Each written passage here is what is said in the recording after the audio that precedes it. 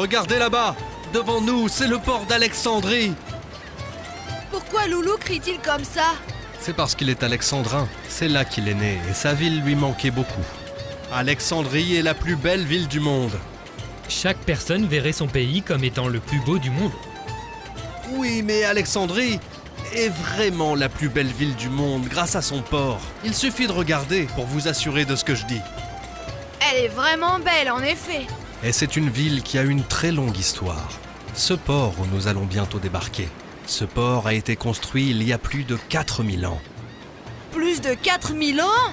Oui, il a été construit par les anciens Égyptiens à l'ouest de l'île de Pharaon, ou Pharos, et ce port s'appelait à l'époque Rakuda. Cette ville fait partie des vestiges des pharaons? Non, le port seulement. La ville elle-même n'était qu'un simple village de pêcheurs. Mais néanmoins, un village d'une grande beauté.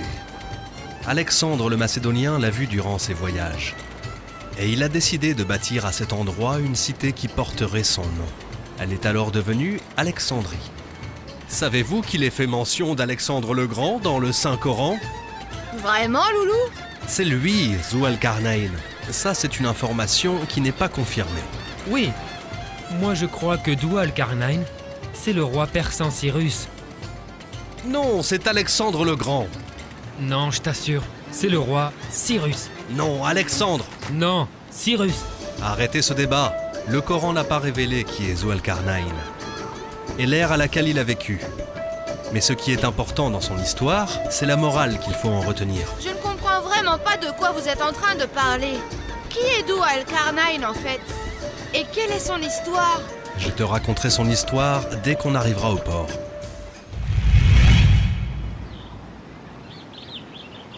Voici le thé à la menthe. Et après le thé, je vous invite à manger le meilleur plat de poisson que vous ayez jamais goûté.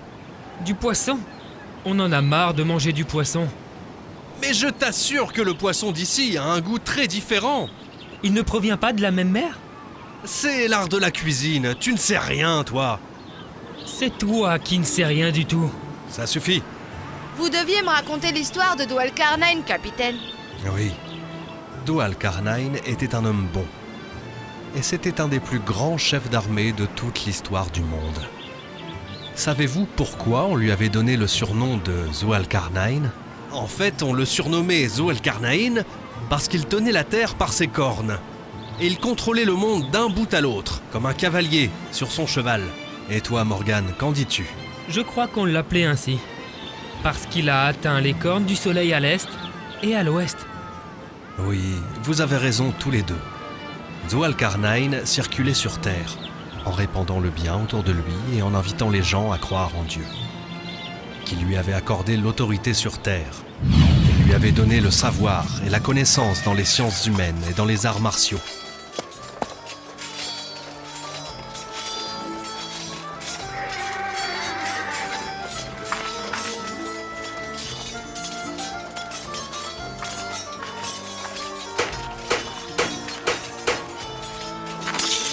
Il faut que tu plies ton genou de devant en donnant tes coups.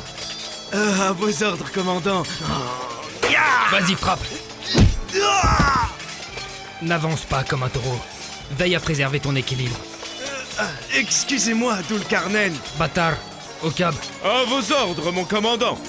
À votre service. Je veux qu'il puisse être entraîné à l'équilibre. Et également à supporter l'effort. Je sais pas, vous n'avez qu'à les faire traverser le lac avec des troncs d'arbres, par exemple. Ce n'est pas trop difficile, commandant. Celui qui ne réussit pas ce test sera hors de mon armée. Je veux aussi que vous les fassiez ramper à travers le feu. À vos ordres, mon commandant. Pas de repos avant que vous ne vous entraîniez comme il faut. Celui qui tombera de fatigue quittera immédiatement mon armée. Suis-moi au cab.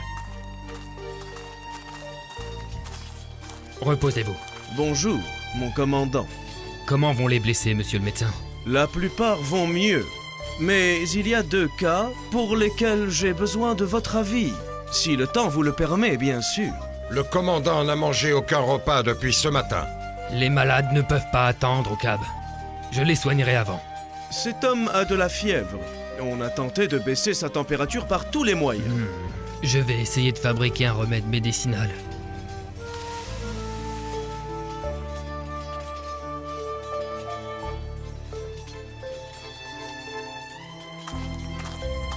Ouvre la bouche, mon frère. Je vais le lui faire boire, monsieur. Et me priver de la récompense, tu guériras si Dieu le veut. Il commence à suer. C'est une bonne chose. Le deuxième cas est une flèche empoisonnée. Il faut retirer le poison immédiatement. Monsieur, c'est trop dangereux pour vous. Mais on n'a pas d'autre choix.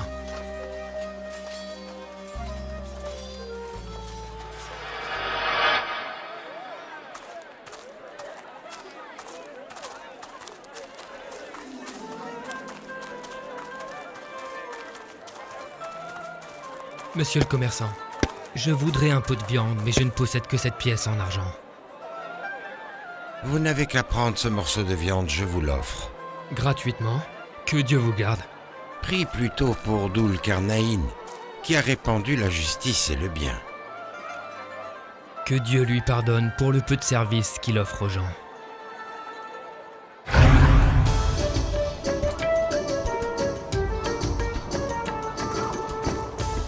Oukab, où est-ce que tu es? Ici, je n'ai rien mangé depuis ce matin. Ce n'est pas le moment de manger, voyons. Il y a une réunion urgente avec le commandant Dul Karnaïn. Une réunion urgente?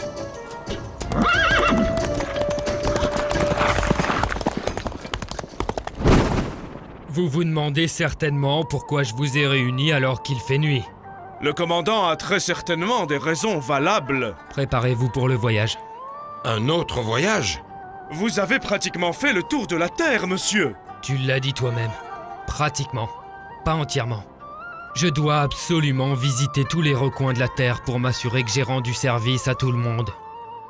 Pourquoi pensez-vous toujours que vous n'en faites pas assez? La connaissance et le pouvoir sur Terre sont une épreuve pour l'homme. Dieu m'a donné la force et la connaissance pour voir si je le remercierai ou non. Et à votre avis, quelles sont les marques de remerciement, commandant? La moindre chose que je puisse faire est de rendre service aux gens partout où je vais. Et également de propager la foi en Dieu et de les aider dans leurs affaires. Nous voyagerons demain si vous le voulez. Nous voyagerons cette nuit. Je prendrai avec moi le commandant Oukab, le commandant Bâtard et leurs soldats. Et je laisserai le reste des soldats ici pour la protection des gens. Silence! Silence, j'ai dit, messieurs les membres du conseil de Gobustan! Silence, s'il vous plaît. Monsieur Happiness, les terres de Gobustan s'arrachent entièrement. Et il n'y a qu'une minorité de personnes qui en tirent profit. As-tu une preuve? Demandez à ceux qui ont faim et qui n'ont pas de quoi se vêtir et les opprimés à qui on a volé les terres et qu'on a privé de toit. Je ne suis pas d'accord. Les propos de Petro sont offensants. Et en tant que responsable de la sécurité et de la protection des gens, je puis vous assurer qu'aucun de ces crimes n'a pu avoir lieu. Vous êtes envieux de Monsieur Margot, car il possède plus d'argent que vous. Non, ce n'est pas vrai. Je dis seulement la vérité. Petro, arrête de jouer avec les sentiments des gens et de susciter leur colère. Arrête d'attiser le feu entre les gens de Gobustan. Je crois qu'il mérite le châtiment, monsieur. Il faut le destituer pour se débarrasser de son opposition durable.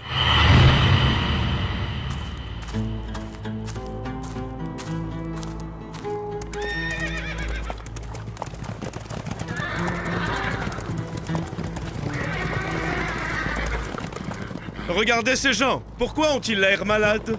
Est-ce que nous pourrions trouver un peu d'eau chez vous pour nos chevaux? De l'eau?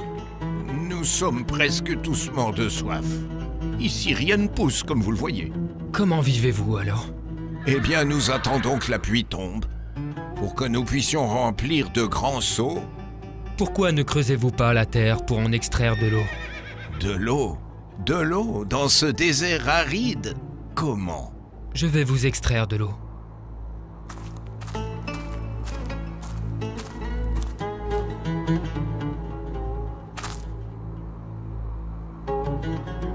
Qu'est-il en train de faire? Est-ce qu'il est fou? Comment oses-tu dire ça? Arrête, bâtard! Nous ne sommes pas là pour faire du mal aux gens, mais plutôt pour les aider. Vous pouvez creuser à cet endroit. Il y a de l'eau, monseigneur. Je n'en crois pas mes yeux. Nous vivions au-dessus de l'eau sans le savoir. Comment vous remercier? Ce n'est pas moi que vous devez remercier, mais celui qui vous a accordé sa grâce. De qui parlez-vous? De Dieu le Tout-Puissant, qui nous a créés et nous a donné sa grâce, pour l'obéir et le remercier.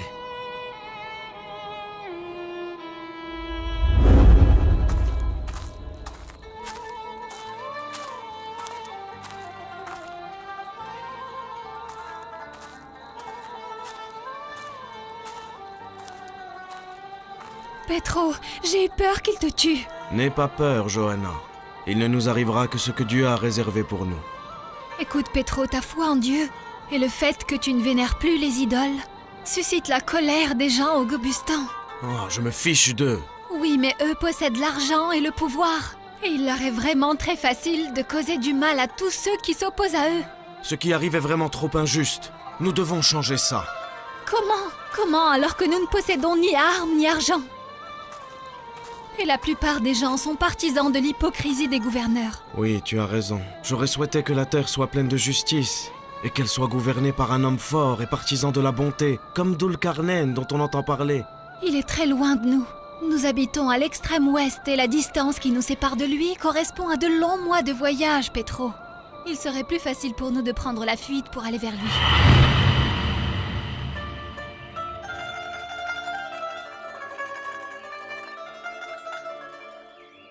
Louange à l'unique Créateur, Allah le Tout-Puissant. Nous ne voulons pas que vous vous en alliez, messieurs. Notre mission est maintenant terminée. Ne pouvez-vous pas rester encore quelques jours avec nous? C'est la décision du commandant Dhu al-Qarnayn. Nous voudrions que vous restiez ici avec nous, noble monsieur. Lève-toi, voyons, et ne te plie que pour Dieu. Maintenant que vous savez comment creuser des puits et planter des graines du désert, dans quelques années, des palmiers sortiront de vos terres afin que vous mangiez vous et vos enfants. Priez Dieu pour le remercier. Quelle est notre destination à présent, monsieur? Vers l'ouest.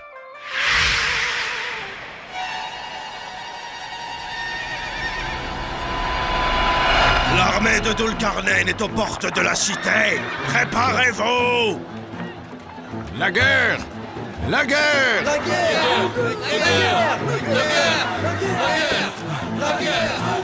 Attendez! Arrêtez-vous! Pourquoi faire la guerre à Dulcarnain? Dulcarnain est un homme bon et juste, et il n'a volé aucune terre où il est entré. Qu'ont fait nos enfants pour mériter cette guerre? Vous êtes des traîtres, des partisans de l'ennemi! Est-ce qu'on les tue, monsieur? Non, pas maintenant. Combattons d'abord l'armée de Dulcarnain et venons-en à bout. Nous nous occuperons ensuite des traîtres. Êtes-vous sûr que nous sommes capables d'affronter l'armée de Dulcarnain? Je crois que... c'est quoi ça? Un tremblement de terre! Un tremblement de terre! Un tremblement de terre! Une catastrophe encore plus grande! C'est l'armée de nos ennemis! Écoutez-moi, je ne viens ni pour vous envahir, ni pour vous prendre vos terres. Je viens simplement pour propager le bien et la justice. Que dites-vous de ça? La situation n'a pas besoin de réflexion. Nous nous soumettons. Mon commandant, prenez ce que vous voudrez, notre or, nos terres et nos esclaves, mais laissez-nous vivre. Et qu'allons-nous faire avec ce peuple? Retiens-les jusqu'à ce qu'on sache ce qu'on va faire. Je me demande s'il va nous tuer. Bien sûr qu'il le fera. Comme nous faisions avec nos ennemis. Ça y est, c'est la fin. Tout ça, c'est à cause de vos erreurs. Nous allons tous être torturés. Qu'allons-nous faire des prisonniers? Il faut attendre les ordres du commandant, bien sûr. Mais le commandant est très occupé. Laisse-le maintenant. Il est en train de prier Dieu. Et le soleil est sur le point de se coucher. Regardez. Le soleil ne ressemble-t-il pas à un feu arrondi qui est sur le point de s'éteindre dans la mer? Je ne savais pas que notre commandant était poète. Il n'est pas le commandant militaire maintenant. Il est seulement le croyant, qui contemple la beauté du coucher du soleil. Béni celui qui a créé tout ça. Le soleil se couche chaque jour et malgré ça, l'image change à chaque fois. Ah, quel miracle de Dieu le Tout-Puissant. Monseigneur, que faire avec les prisonniers? On torturera les tyrans afin de les punir pour ce qu'ils ont fait, et ainsi qu'ils servent d'exemple pour les autres. Et au final, Dieu les punira à son tour le jour de la résurrection. Tous les gens de ce peuple étaient corrompus. Est-ce qu'on les torture tous? Non, les innocents et les faibles n'ont rien fait de mal. Mais ils ont accepté l'injustice, monsieur. Ils ne pouvaient pas faire autrement. Ils n'avaient pas les moyens pour résister. Alors on leur pardonne? Oui, mais pas seulement. Nous allons compenser l'injustice qu'ils ont subie en leur disant des choses qui leur feront du bien. Louange à Dieu qui m'a donné le pouvoir sur terre, et m'a accordé les raisons de la victoire, et m'a inspiré pour gouverner avec justesse. Au nom d'Allah, le tout miséricordieux, le très miséricordieux. À ceux qui t'interrogent au sujet de Dhul-Qarnayn, réponds, je vais vous en narrer quelques faits mémorables qui méritent d'être rappelés. Nous avons consolidé sa puissance sur terre et nous l'avons favorisé dans tous ses projets. Et aussitôt il entreprit une première expédition qui dura jusqu'à ce qu'il eût atteint le point le plus extrême de l'Occident. Là, il vit que le soleil se couchait sur une source bouillante au bord de laquelle vivait une peuplade. Nous lui dîmes, « Ô Dhul-Qarnayn, libre à toi de les châtier ou de les traiter avec bienveillance. Celui qui est injuste, dit-il, nous le châtierons. Après quoi, il sera ramené à son Seigneur qui lui infligera un châtiment des plus sévères. Quant à celui qui croit et pratique le bien, une très belle récompense lui est réservée, et nous ne lui donnerons que des ordres faciles à exécuter. Allah le majestueux a dit vrai. » Mais qui est-ce qui a nommé Dhul-Qarnayn comme gouverneur de ce peuple? Est-ce que ce sont les soldats ou le peuple lui-même qui l'a nommé? Ni l'un ni l'autre. C'est Dieu le Tout-Puissant. C'est lui qui a ordonné à Dhul-Qarnayn de gouverner ce peuple, et il l'a laissé choisir entre le châtiment ou le pardon. Il a choisi le châtiment pour les injustes. Et il a aussi choisi le pardon pour les croyants. Ça, c'est parce qu'il a jugé avec justesse. Et la situation du royaume s'est améliorée grâce à sa justice. Et qu'est-ce qui lui est arrivé après cela? Dhul-Qarnayn a été rassuré quant à l'accomplissement de sa mission. Et il a pris confiance pour la poursuite de son voyage. Où est-ce qu'il est allé? Et qu'est-ce qu'il a fait? Tu ne nous avais pas promis un délicieux plat de poisson? D'abord le repas. Et ensuite je vous raconterai ce qui est arrivé à Dhul-Qarnayn.